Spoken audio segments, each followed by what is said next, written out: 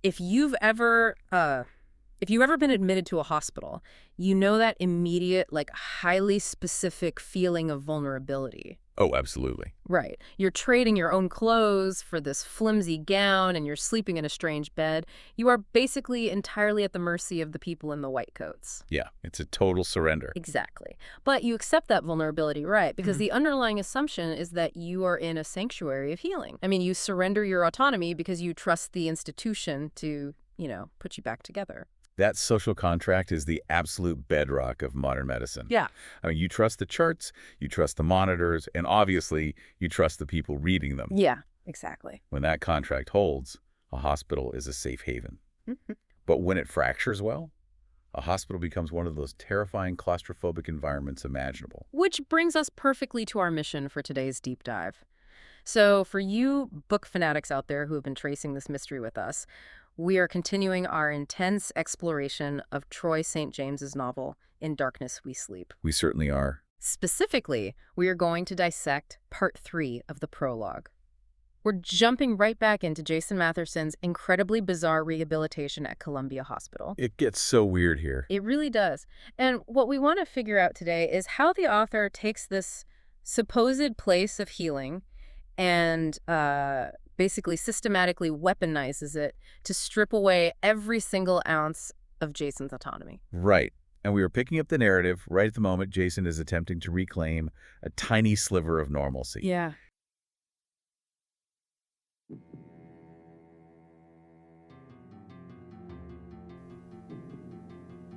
Prologue, Part 4.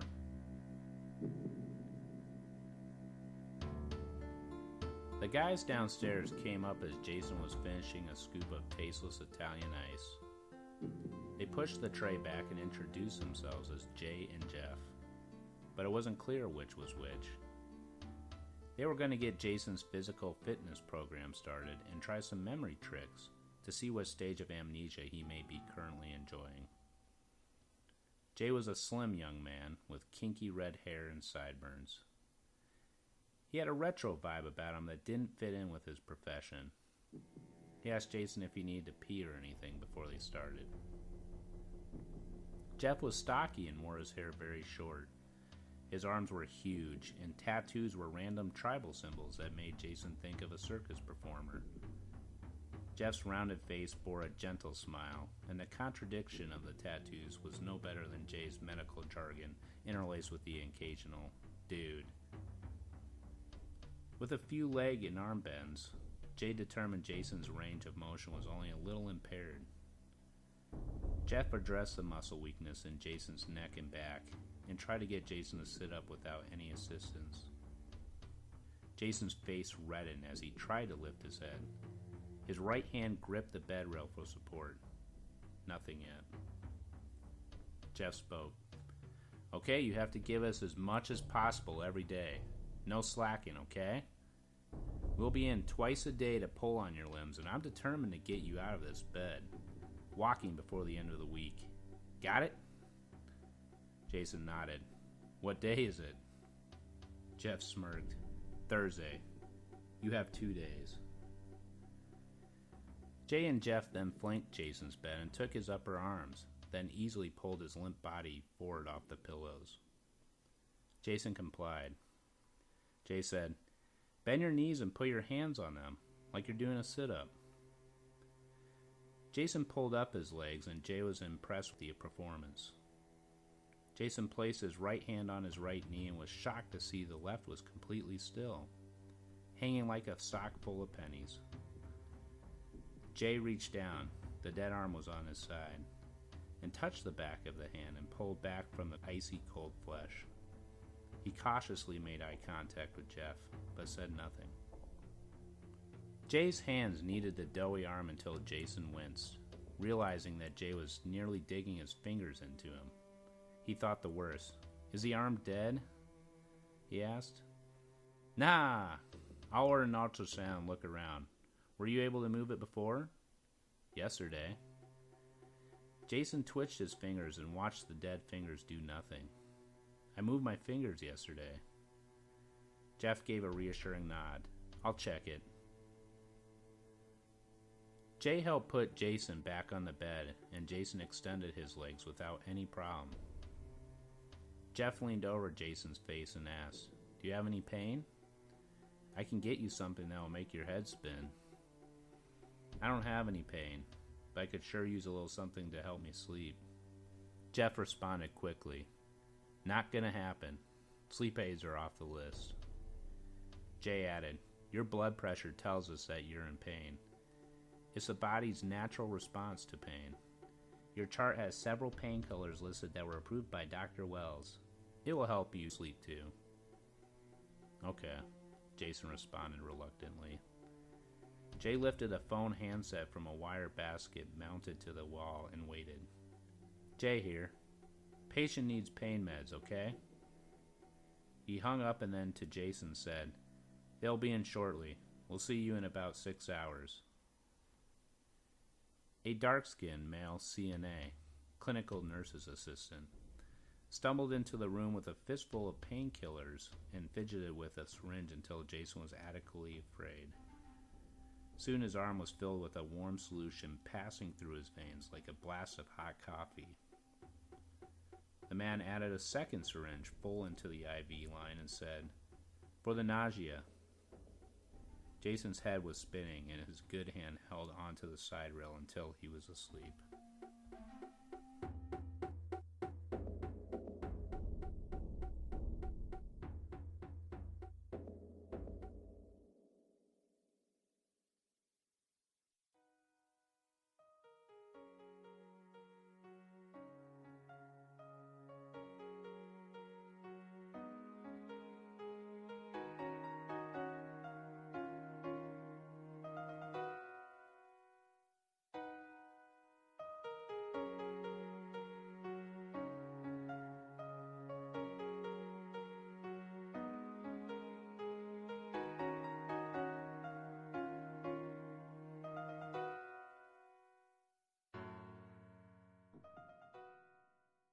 He is just sitting in his hospital bed, working on a scoop of what the text calls tasteless Italian ice. I love that detail, by the way. It's so good. It grounds you in reality before just pulling the rug right out. It's that perfectly bland, institutional nothingness we all associate with being sick. Yeah, but he doesn't even get the luxury of finishing his flavorless treat right, because suddenly his space is completely invaded by the guys from downstairs. Ugh, the physical therapists. Exactly. They push his tray back without even asking, taking away that small comfort.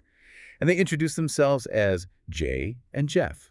Right, and the author makes a very specific point to note that it wasn't even clear which one was which at first. Yeah, it's an incredibly disorienting way to introduce characters, especially to a patient who is, already suffering from severe amnesia. Okay, let's unpack this. Because the way these two are described completely shatters that social contract we just talked about. Total. Let's look at Jay first. The text describes him as a slim guy with kinky red hair, sideburns, and this overwhelming retro vibe.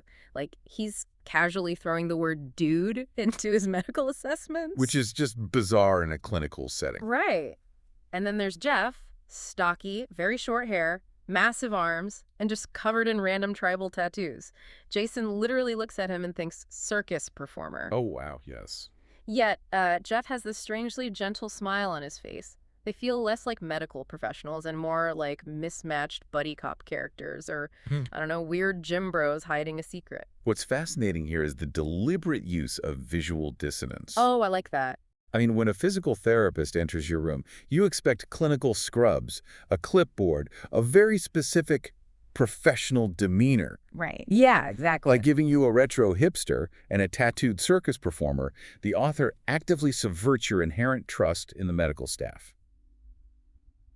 You have to wonder, if Columbia Hospital employs these guys, What kind of facility is this? Let me push back on that for a second, though. I mean, we are reading a thriller, so it's really easy to view everything through a sinister lens. Fair point. But couldn't this just be the author writing a brutally realistic depiction of an underfunded, modern healthcare system? Like, hospitals are desperately understaffed. Sure. Maybe Columbia Hospital just hires whoever happens to apply, and these guys are just, eccentric, harmless employees. That is a completely fair initial read. In isolation, a guy with tribal tattoos or a therapist saying dude doesn't automatically equal malice. Right. But the text doesn't let you hold on to that comforting theory for very long. It's not just how they look, it's how they Right. communicate. They state their goal is to start his fitness program and try some memory tricks to see what stage of amnesia he is currently.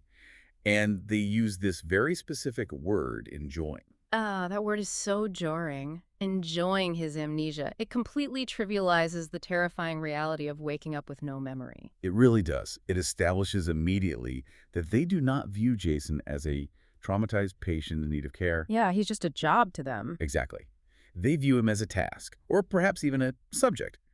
The visual dissonance isn't just quirkiness, it's the first step in eroding Jason's and your sense of security. And any lingering hope that they are just, eccentric but competent professionals evaporates the second the actual physical therapy begins. No, absolutely. It transitions from a weird, uncomfortable vibe to an intensely demanding physical struggle in a matter of seconds. Right, so they start with a basic assessment.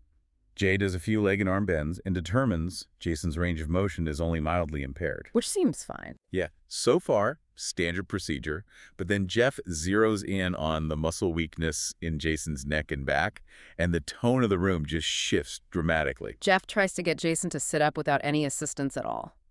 The imagery here is viscerally uncomfortable. It is. Jason's face is reddening from the sheer effort. His right hand is desperately gripping the bed rail just for a tiny bit of leverage to hoist himself up, and he gets absolutely nothing. His body just refuses to obey. Exactly. And look at Jeff's reaction. There is no clinical patience, no encouragement. He is fiercely strict. Yeah, he tells Jason, no slacking, and then he lays out a timeline that borders on the absurd. It really does. He announces they're going to come in twice a day to pull on his limbs because he expects Jason to be walking before the end of the week. Which naturally prompts Jason to ask, well, what day is it? To which Jeff simply smirks and replies, Thursday. You have 2 days. 2 days. I mean, think about the biomechanics of that. The man cannot independently lift his own head off a pillow, and this physical therapist is demanding full mobility in 48 hours. It makes no sense. Are we supposed to believe this is standard rehabilitation? It feels way more like an ultimatum, and here's where it gets really interesting. Oh, the sit-up part. Yeah. They decide to physically force the issue. Jay and Jeff step up, flank the bed, grab Jason's upper arms, and just easily haul his limp body forward off the pillows. Right. Jay tells him to bend his knees and put his hands on them, mimicking a sit-up position. Which is an incredibly unnatural, forced posture for someone lacking core strength. So Jason tries to comply. He manages to pull his legs up. He gets his right hand onto his right knee. But his left arm doesn't move. Not an inch. The text describes it as hanging down his side like a sock full of pennies. The author could have just said the arm was paralyzed or, heavy. Right. But a sock full of pennies. If we connect this to the bigger picture, sensory metaphors like that are designed to evoke primal dread. Oh, absolutely. Pennies are heavy, yes, but they're also cold, metallic, and fundamentally inanimate. It implies that his arm is no longer a part of his living body. Ugh, that's so creepy. It has become a foreign, burdensome object physically attached to his shoulder. That deadweight imagery is horrifying, and the sensory details only get worse from there. They really do. Jay reaches down to grab this lifeless arm. He touches the back of Jason's hand and literally recoils. He pulls his hand back from the icy cold flesh. Which is a huge red flag. Right, because physiologically, an arm doesn't just get icy cold while a patient is lying under blankets in a warm hospital ward, unless there is a catastrophic loss of circulation or a major neurological event. Exactly. Which is exactly why the subsequent reaction for the medical staff is so chilling. Tell me about it. After Jay recoils from the icy flesh, there's this beat of silent, suspicious eye contact between Jay and Jeff. They clearly recognize something is severely wrong. But they say absolutely nothing to Jason. Nothing. Huh. Instead, Jay starts kneading the arm. The text refers to it as a doughy arm, and Jay is pressing his fingers into it so hard that Jason actually winces. Jason is in a state of sheer panic at this point. I mean, he asks them outright, is the arm dead? Notice how they handle his panic, though. Jay casually dismisses the catastrophic physical failure by saying, "Nah, I'll order an ultrasound." Look around. Were you able to move it before? Which introduces the biggest, most glaring inconsistency of this entire medical mystery. Jason tells them, yesterday, I moved my fingers yesterday. Yeah. He is physically trying to twitch his fingers in his mind while he's saying this, but he's watching the dead digits do absolutely nothing. Just 24 hours ago, he had mobility. It's terrifying. And now, while entirely under their care, he has a cold, doughy dead arm. And Jeff's response to this revelation, a fake reassuring nod and a brief, "I'll check it." That is the ultimate brush-off. Total gaslighting. A patient has suffered a sudden localized paralysis overnight, and they're treating it with the urgency of a mild headache. I honestly don't understand how Jason doesn't start screaming for a doctor right then and there. It's hard when you're that vulnerable. True. I suppose that's the nature of being a patient. You are conditioned not to cause a scene, and the staff definitely uses that conditioning against him. Oh, without a doubt. They immediately pivot away from the dead arm. They lay him back down on the bed, and it's worth noting his legs extend perfectly fine, so this failure is highly isolated. But instead of sounding an alarm, Jeff leans directly over Jason's face and asks, "Do you have any pain?" And he follows it up by offering to get him something that will, quote, "make your head spin." Who offers medication like that? It sounds predatory. It really does. It sounds like a threat disguised as a treatment. Jason, to his credit, handles it pretty well. He explicitly denies being in pain. He says he just wants a little something to help him sleep. Which is a completely rational request. I mean, Yeah. he has amnesia. He just discovered half his upper body is paralyzed, and he went through an exhausting, forced physical assessment. He needs rest. But Jeff shuts him down instantly. Not gonna happen. Sleep aids are off the list. Just a flat refusal. Yeah. And then Jay jumps in with this infuriating circular logic. He points out that Jason's blood pressure is high. He lectures Jason, explaining that high blood pressure is the body's natural response to pain. Therefore, even though Jason is saying out loud that he is not in pain, Jay dictates that he must be in pain. This is the crux of the institutional betrayal we are looking at. They are completely overriding his conscious experience of his own body. It's so frustrating to read. They are using a monitor reading a spike in blood pressure as absolute justification to ignore his voice. It's maddening. It's like taking your car to a mechanic because the radio is broken. Okay, I like where this is going. The mechanic looks at your dashboard, sees a tire pressure light on, and says, well, the tire pressure light is on, which means the engine is failing, so I'm going to rip out and replace the entire engine. Exactly. And you're standing there saying, but I just want to listen to the radio. It begs the question, are they actually treating his symptoms, or are they just aggressively pacifying a problem patient based on a chart? Well, let's look at the alternative. Yeah. You asked earlier if they might just be incompetent. Is it possible that his blood pressure is dangerously high and they are rigidly, perhaps foolishly, following standard hospital protocol for hypertension, completely missing the fact that his blood pressure is high because he's terrified of his newly paralyzed arm? I suppose a profoundly terrible medical team might make that mistake. But the way they enforce the protocol feels way too coordinated to be sheer incompetence. That's a fair assessment. Jay specifically points out that Jason's chart has several medications approved by Dr. Wells. Now, there's a quirk in the source text here where it mentions colors, but looking at the context of the IVs and the medical chart, it's pretty clear they are talking about heavy painkillers. Right.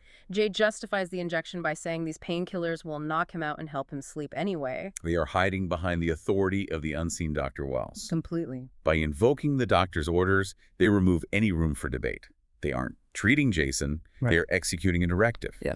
And Jason, exhausted, terrified, and physically helpless, just says, okay.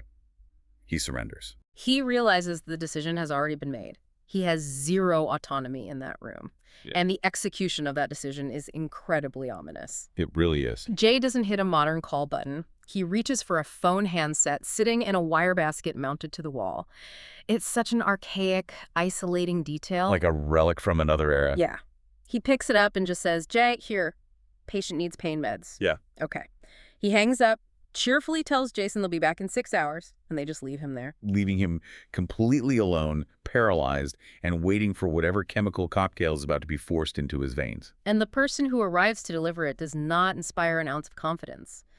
a dark-skinned male CNA, a clinical nurse's assistant, literally stumbles into the room. Just stumbles. Yes, he's clutching a fistful of painkillers.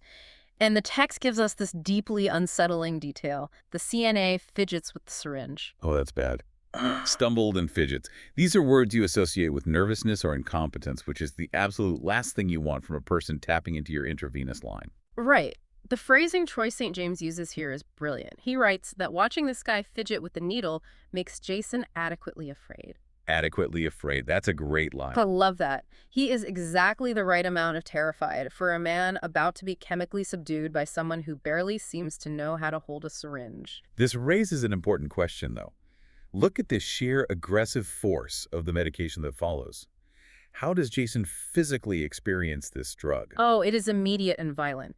The CNA injects the warm solution, and the text describes it passing through Jason's veins like a blast of hot coffee. Think about that sensation for a second. Intravenous medication should ideally feel like nothing, or perhaps just a slight coolness. Yeah, definitely not hot coffee. Hot coffee implies heat, speed, and a harsh jolting shock to the nervous system.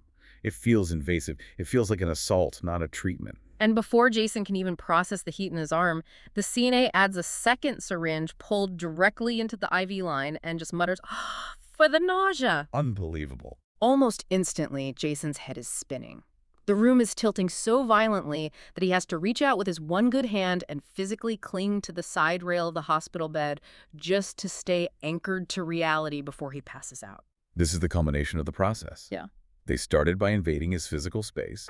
They progressed to ignoring his catastrophic physical symptoms. Yep. They gaslit him about his own internal experience of pain. And finally, they used chemical subjugation to shut him down completely. Exactly. Does this series of events point toward a hospital trying to heal a patient? Or does it look exactly like a prison utilizing medical protocols to silence someone who is asking too many inconvenient questions about his mysteriously dead arm? It's really hard to see it as anything other than a prison. I mean, they weaponized his panic. They used the high blood pressure, which was caused by their own terrifying physical therapy session, by the way, as the clinical excuse to drug him into oblivion. They manufactured the symptom to justify the treatment. So, what does this all mean? Let's take a step back and look at the whole picture we've uncovered in part 3 of this prologue. Let's do it. Jason Matherson wakes up vulnerable, stripped of his memory. He is subjected to visually mismatched, highly suspicious physical therapists who demand he go from bedridden to walking in 48 hours. A completely impossible timeline. Right. Then he discovers his left arm isn't just weak. It is heavy, metallic, and dead an arm that he explicitly remembers moving perfectly well just 24 hours ago. And when he points this out, the medical staff doesn't call a neurologist. No. They dismiss his panic, they tell him his fear is actually physical pain, and they force a violent, heavy sedative into his veins under the direct orders of the elusive Dr. Wells. It paints a staggering portrait of an institution that is actively hostile to its patients' well-being, all while hiding entirely behind the sterile, unimpeachable language of medical charts, physical therapy, and doctor's orders. It certainly makes you reconsider that comforting image of the hospital we talked about at the very beginning. The machinery of Columbia Hospital isn't broken. No, it's not. It appears to be working exactly as intended. It's just functioning to keep Jason trapped rather than to set him free. That's a terrifying thought. Which leaves us with a final chilling question for you to mull over as we wrap up today's deep dive. If Jason's arm was perfectly fine yesterday and is suddenly icy, doughy, and entirely dead today while he has been completely under the 24-hour care of this facility, is Columbia Hospital actually trying to cure his amnesia and heal him? Or is the hospital itself the cause of his physical deterioration, keeping him exactly where they want him, completely in the dark? Wow. It fundamentally changes how you view every pill and every IV bag he receives from this point forward. It absolutely does. Well, thank you so much for joining us on this deep dive. We will be back next time to pull back even more layers of this mystery.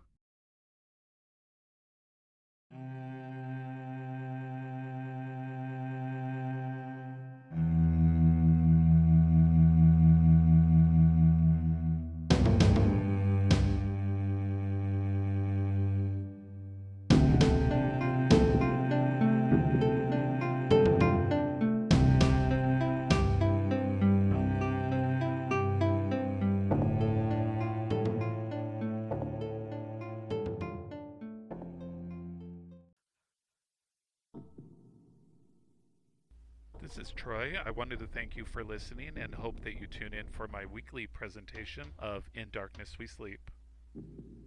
Vocals by Eric Neubauer and Troy St. James. Music and episode art provided by Robert McNichol. I can be contacted directly at troystjames@cox.net. Join me on Facebook or follow on Twitter at Troy St. James. This audio podcast is produced by Troy St. James, copyright 2012. Have a good night.